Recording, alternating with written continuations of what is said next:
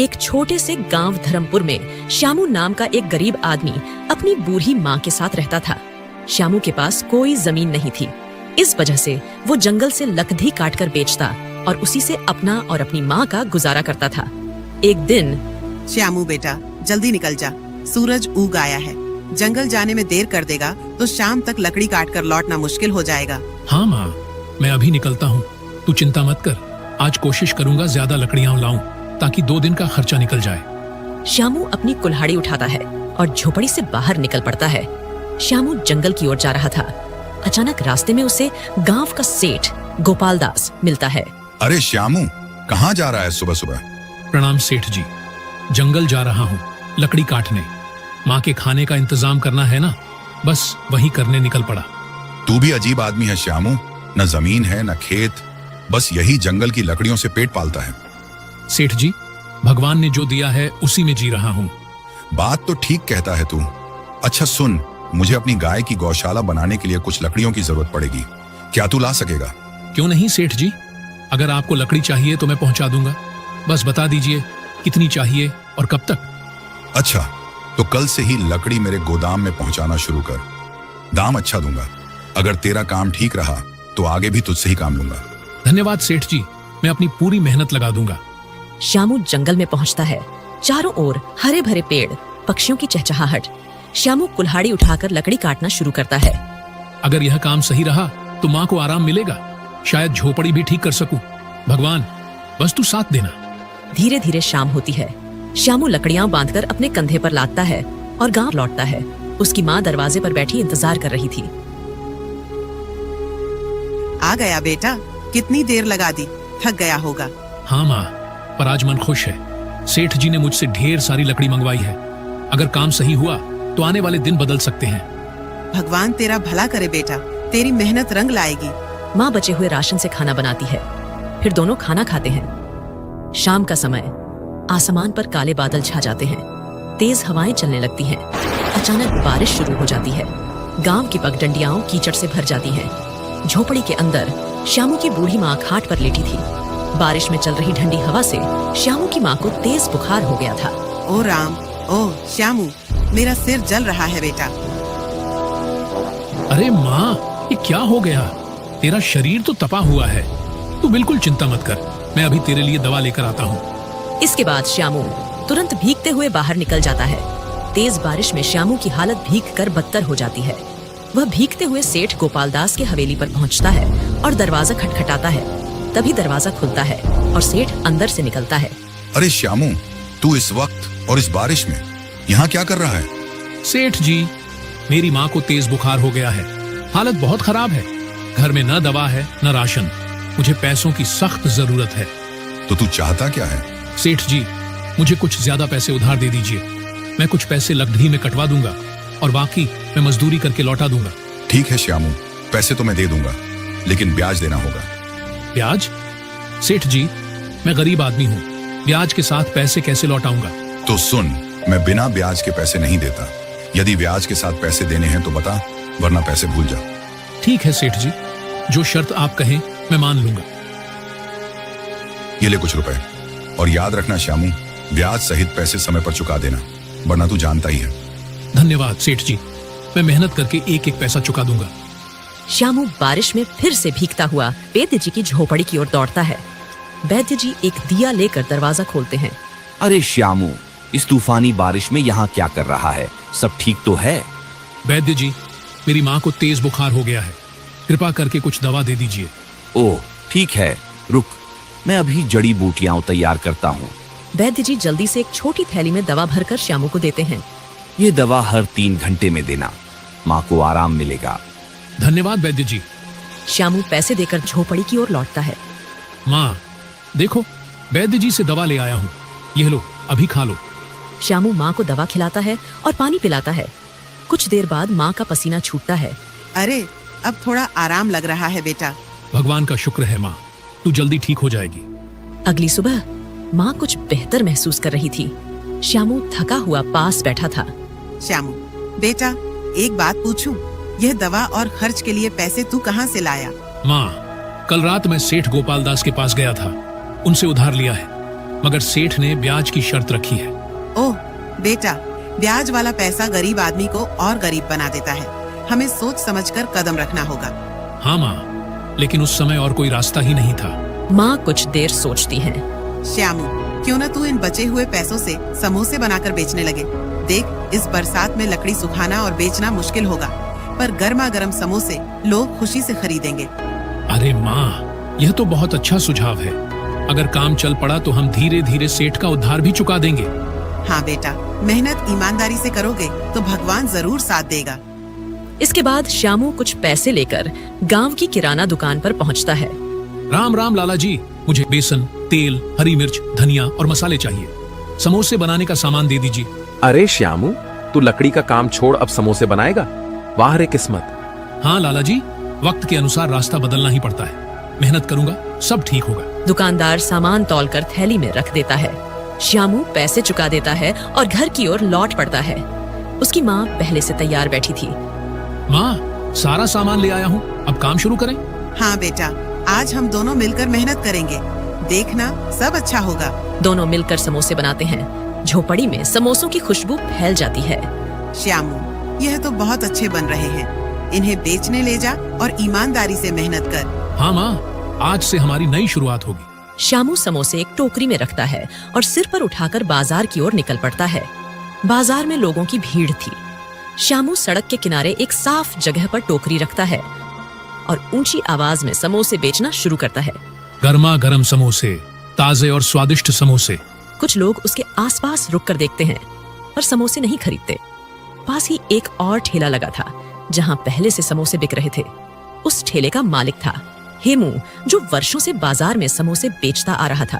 अरे ये क्या, ये श्यामू लकड़हारा ये समोसे बेचेगा, और वो भी मेरे सामने? इसकी इतनी हिम्मत। हेमू श्यामू की ओर घूरता है। ठीक है, अब देखता हूँ कि ये कैसे समोसे बेचता है। इसे सबक सिखाना ही पड़ेगा। श्यामू ग्राहकों को बुलाने में व्यस्त था। उसे हेमू की चालाकी का अंदाजा नहीं था। गर्मा गर्म समोसे, ताजे और स्वादिष्ट समोसे, ले लो भाई ले लो। तभी दो आदमी उसके पास आते हैं। अरे श्यामू, तू लकड़हारा था ना, अब समोसे बेच रहा है? हाँ भाई, करना पड़ता है। पेट पालने के लिए मेहनत करनी ही पड़ती है। चल ठीक है, जरा हमको भी समोसे खिला। देखे तेरे समोसे कैसे हैं। श्यामू खुशी से तुरंत दो समोसे निकालकर उन्हें देता है। लीजिए भाई, ताजे गर्मा गर्म समोसे हैं, जरूर पसंद आएंगे। दोनों आदमी एक एक निवाला खाते हैं। अचानक वे चेहरे बिगाड़ लेते हैं और समोसे जमीन पर फेंक देते हैं। अरे ये क्या बनाया है, बिल्कुल बेस्वाद। न नमक है न मसाले का स्वाद। यह समोसे खाने लायक ही नहीं है। श्यामू, तुझे किसने समोसे बनाना सिखाया? एकदम बकवास हैं ये। ऐसे तो कोई ग्राहक तेरे पास नहीं आएगा। लोग यह देख हंसने लगते हैं। श्यामू का चेहरा उतर जाता है। उसकी आंखों में आंसू भर आते हैं। हे भगवान, इतनी उम्मीद से काम शुरू किया था, क्या सच में मैं समोसे बेचने लायक नहीं हूँ? पास खड़ा हेमू ये दृश्य देखकर मन ही मन मुस्कुराता है। हाँ हाँ, यही होता है जब कोई मेरे सामने समोसे बेचने की कोशिश करता है। अब देखता हूँ ये श्यामू कितने दिन टिकता है। अरे भाइयों, क्यों उन बेस्वाद समोसों के चक्कर में पड़े हो? आओ मेरे पास आओ, यहाँ गर्मा गर्म चटपटा और मजेदार समोसा मिलेगा। दोनों आदमी हेमू के ठेले की ओर बढ़ते हैं। आसपास खड़े अन्य ग्राहक भी हेमू के पास जाने लगते हैं। हाँ भाई, हेमू के समोसे तो हमेशा लजीज होते हैं, चलो वहीं खाते हैं। धीरे धीरे सभी लोग हेमू के ठेले पर जुट जाते हैं। श्यामू अकेला सड़क किनारे अपनी टोकरी लिए रह जाता है। लगता है आज कोई भी मेरे समोसे नहीं खरीदेगा। श्यामू निराश मन से अपनी टोकरी उठाता है और भीगी आंखों के साथ घर लौट आता है। झोपड़ी के दरवाजे पर उसकी माँ इंतजार कर रही होती है। क्या हुआ बेटा, समोसे बिके नहीं क्या? श्यामू चुपचाप टोकरी जमीन पर रख देता है। माँ, बाजार में सबने मेरे समोसे बेस्वाद कहकर फेंक दिए। किसी ने पसंद नहीं किए और सारे पैसे भी इसमें लग गए। अब सेठ का कर्ज कैसे चुकाएंगे? बेटा चिंता मत कर, हर नया काम शुरुआत में कठिन होता है। भगवान तेरे लिए कोई न कोई रास्ता जरूर निकालेंगे। वे दोनों बात कर ही रहे थे, तभी बाहर से आवाज आती है। दरवाजे पर सेठ गोपाल दास अपने दो आदमियों के साथ खड़ा था। अरे श्यामू, कहाँ है तू? बाहर आ, आज हिसाब करना है। माँ, ये तो सेठ है, लगता है पैसे वसूलने आया है। हिम्मत रख बेटा, सच बोलना, भगवान सब देख रहे हैं। श्यामू अपनी माँ के साथ बाहर आता है। सेठ गोपाल दास अपनी मूंछों पर ताव देते हुए खड़ा था। सेठ जी, मुझे पता है कि आप पैसे लेने आए हैं, मगर क्षमा कीजिए, अभी मेरे पास कुछ भी नहीं है। मैंने आपसे जो रुपए लिए थे वो सब समोसे के काम में लगा दिए। अभी काम अच्छा नहीं चल रहा, लेकिन जैसे ही काम संभल जाएगा मैं आपके पैसे चुका दूंगा। ये सुन सेठ भौहें चढ़ाता है और ऊंची आवाज में बोलता है, अरे मुझे बेवकूफ मत बना। तेरे समोसों का क्या भरोसा, बिके या न बिके। मैं यहाँ हाथ पर हाथ धरे कब तक बैठा रहूं? मैंने तुझे उधार पैसे दिए थे, कोई मजाक नहीं किया था। श्यामू सिर झुका लेता है। उसकी माँ की आंखों में भी आंसू भर आते हैं। सुन ले श्यामू, आज से ये घर मेरा है। जब तेरे पास पैसे हों तब आकर इसे छुड़ा लेना। अभी के अभी अपना सामान बाहर निकालो। सेठ के दोनों आदमी आगे बढ़कर झोपड़ी के अंदर घुसते हैं। वे बर्तन, कपड़े और चटाई उठाकर बाहर फेंकना शुरू कर देते हैं। सेठ जी, ऐसा मत कीजिए, मेरी बूढ़ी माँ कहाँ जाएगी? बेटा सब्र रख, भगवान सब देख रहे हैं। आसपास के कुछ गांव वाले यह दृश्य देखकर इकट्ठा होने लगते हैं, पर कोई भी सेठ के डर से आगे नहीं आता। श्यामू और उसकी माँ अपना सामान उठाकर गांव से बाहर निकलते हैं। चलते चलते वे नदी किनारे पहुंचते हैं। नदी के किनारे पर घास और पेड़ पौधे थे। बेटा अब हम कहाँ रहेंगे? माँ, जब तक भगवान साथ हैं, हम भूखे प्यासे नहीं मरेंगे। यही नदी किनारे एक छोटी सी झोपड़ी बना लेंगे। इसके बाद श्यामू कुछ लकड़ियां और पत्ते इकट्ठा करता है। माँ उसकी मदद करती है। धीरे धीरे दोनों एक छोटी सी कच्ची झोपड़ी बना लेते हैं। देख अब सिर पर छत तो है, चाहे कितनी भी छोटी क्यों ना हो। हाँ माँ, ये झोपड़ी ही हमारे लिए महल से कम नहीं। कुछ समय बाद श्यामू फिर से अपने बनाए समोसे टोकरी में रखकर बाजार जाता है। उसका चेहरा उम्मीद से भरा था। शायद आज कोई मेरे समोसे खरीदे, शायद आज सब कुछ बदल जाए। वह सड़क किनारे बैठ जाता है और आवाज लगाता है, गर्मा गर्म समोसे, घर के बने समोसे, लो भाई लो। उसी समय एक बूढ़ा कमजोर आदमी लाठी टेकते हुए हेमू के ठेले के पास पहुंचता है। उसका चेहरा भूख से मुरझाया हुआ था। बेटा, सुबह से कुछ नहीं खाया, जरा कुछ खाने को दे दो, पेट में कुछ सहारा हो जाए। हेमू बूढ़े की ओर देखता है, फिर गुस्से में चिल्लाता है, अरे तुझे दिख नहीं रहा यहाँ कितनी भीड़ लगी है? जाओ आगे बढ़ो, न जाने कहां कहां से चले आते हैं। उसी समय श्यामू दूर से यह दृश्य देख रहा होता है। उसकी आंखों में करुणा भर आती है। बूढ़ा आदमी धीरे धीरे लाठी टेकते हुए श्यामू के पास आता है। बेटा, बहुत भूख लगी है, अगर कुछ खाने को हो तो दे दो। श्यामू बूढ़े को देखता है। ठीक है बाबा, वैसे भी मेरे समोसे कोई नहीं खा रहा, आप ही खा लीजिए। श्यामू अपने हाथ से प्लेट में 2 गर्मा गर्म समोसे रखकर बूढ़े को देता है। पहला निवाला लेते ही उसका चेहरा चमक उठता है। वाह बेटा, तुम्हारे समोसे तो बहुत स्वादिष्ट हैं, सचमुच गजब का स्वाद है। बाबा, क्या आप सच कह रहे हो? सब तो कहते थे कि मेरे समोसे बेस्वाद हैं। अरे बेटा, मैं झूठ क्यों बोलूंगा? यकीन न हो तो खुद खाकर देख ले। श्यामू थोड़ी हिचकिचाहट के साथ टोकरी से एक समोसा उठाता है। अरे, ये तो सच में बहुत स्वादिष्ट है। ये कैसे हो गया? श्यामू की आंखों में हैरानी के साथ खुशी भी झलकने लगती है। बूढ़ा आदमी मुस्कुराते हुए श्यामू की ओर देखता है। फिर वह अपनी झोली में हाथ डालता है और एक छोटी सी थैली निकालकर श्यामू को देता है। बेटा, ये बहुत दुर्लभ जड़ी बूटी है। इसे जब भी अपने समोसे में मिलाएगा, तेरे समोसों का स्वाद कई गुना बढ़ जाएगा। लेकिन याद रखना, ये बूटी सिर्फ भलाई के काम में ही इस्तेमाल करनी है। बाबा, आप कौन हैं और मुझे यह सब क्यों दे रहे हैं? बूढ़ा मुस्कुराता है और धीरे धीरे गायब हो जाता है। ये बाबा थे या खुद भगवान का कोई रूप? संध्या तक श्यामू के कुछ और समोसे बिक जाते हैं। वह थका हुआ मगर थोड़ा खुश होकर घर लौट आता है। माँ, आज भगवान ने चमत्कार कर दिया। कुछ समोसे बिक गए और हाँ, एक बाबा ने मुझे एक जड़ी बूटी दी है। बेटा, हो सकता है वह बाबा भगवान के ही भेजे दूत हों। उनकी बात को हल्के में मत लेना। सुबह होते ही श्यामू गांव की किराना दुकान पर पहुंचता है। लाला जी, ये कुछ पैसे हैं, बाकी उधार में लिख लीजिए। मुझे समोसे बनाने का सामान चाहिए। ठीक है श्यामू, तू ईमानदार आदमी है, तेरे लिए उधार लिख दूंगा। श्यामू सामान लेकर घर लौटता है। घर पहुंचकर माँ और बेटा मिलकर समोसे बनाने लगते हैं। श्यामू बाबा की दी हुई जड़ी बूटी उठाता है और मसाले में मिलाता है।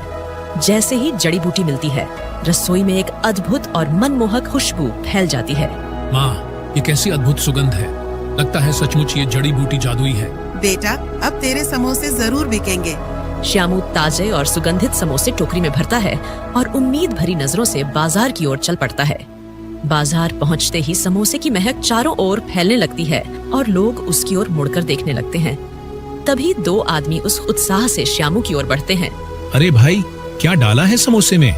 खुशबू तो बड़ी लाजवाब आ रही है। हाँ भाई, जल्दी खिलाओ, रुका ही नहीं जा रहा। श्यामू मुस्कुराते हुए उन्हें गर्मा-गर्म समोसे परोसता है। दोनों आदमी समोसे लेते हैं। वाह भाई, कमाल कर दिया। तुम्हारे समोसों में तो बिल्कुल अलग ही स्वाद है। ऐसा तो हमने कहीं नहीं खाया। सही कहा, ये समोसे तो जैसे मुंह में घुल रहे हैं। भाई, हमें और पैक कर दो। धीरे धीरे लोग इकट्ठे होने लगते हैं।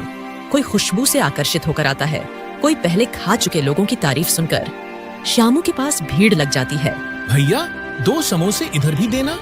श्यामू पसीने से लथपथ होते हुए भी प्रसन्नता से सभी को समोसे परोसता जाता है। संध्या तक श्यामू के सारे समोसे बिक जाते हैं। वह टोकरी उठाकर हल्की थकान के साथ मगर दिल में अपार खुशी लिए घर की ओर चल पड़ता है। माँ, आज तो चमत्कार हो गया। मेरे सारे समोसे बिक गए। लोग बार बार तारीफ कर रहे थे।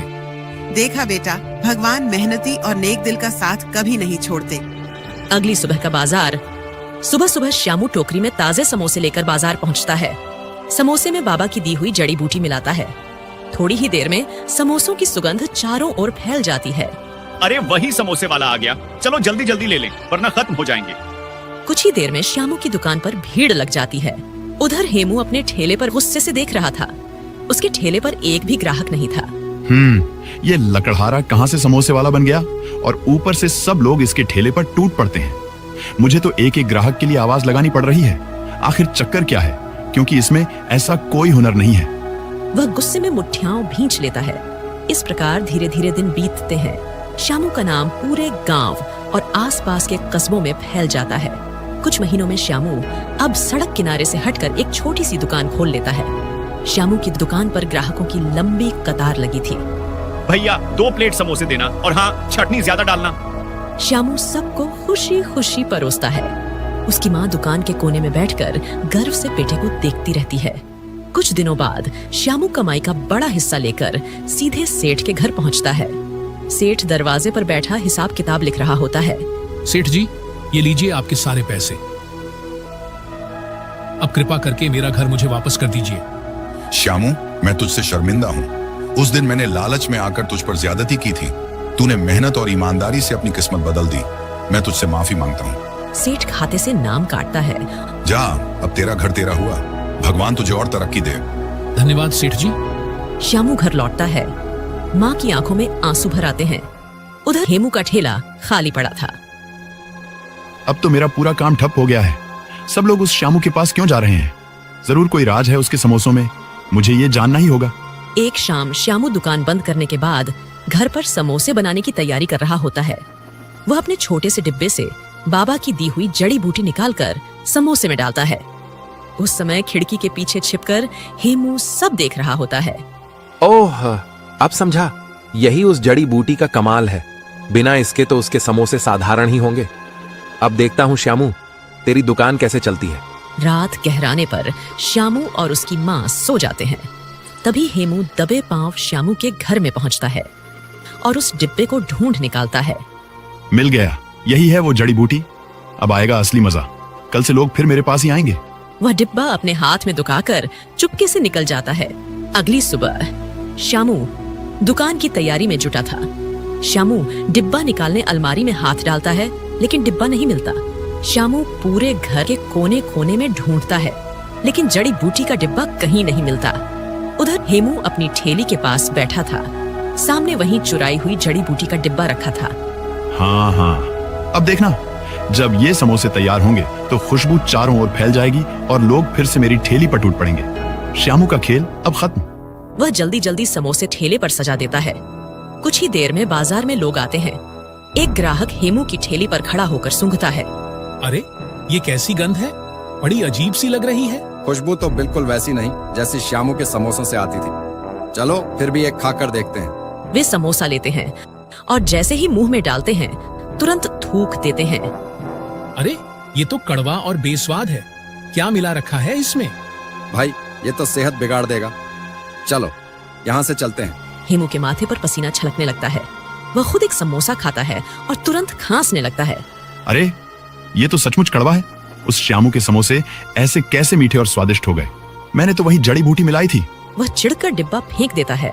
अचानक तेल की कड़ाही गिर जाती है और आग भड़क उठती है। देखते ही देखते उसकी ठेली जलकर राख हो जाती है। अरे अरे बचाओ, मेरी ठेली जल गई। सन्नाटे में हेमू राख हुए ठेले को देखता है।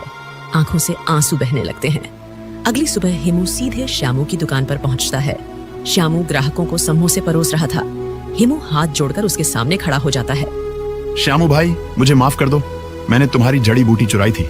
मैंने सोचा कि तुम्हारी सफलता को छीन लूंगा, पर मेरा सब कुछ जलकर राख हो गया। हेमू, लालच का रास्ता हमेशा बर्बादी की ओर ले जाता है। मेहनत और सच्चाई ही इंसान को आगे बढ़ाती है। मैं तुझे माफ करता हूँ, लेकिन एक बात याद रखना, लालच मत करना। बस मेहनत और ईमानदारी से काम करना, तभी सुख और सम्मान मिलेगा। हाँ श्यामू, अब मैं मेहनत से ही कमाऊंगा। यही मेरी सबसे बड़ी सीख है।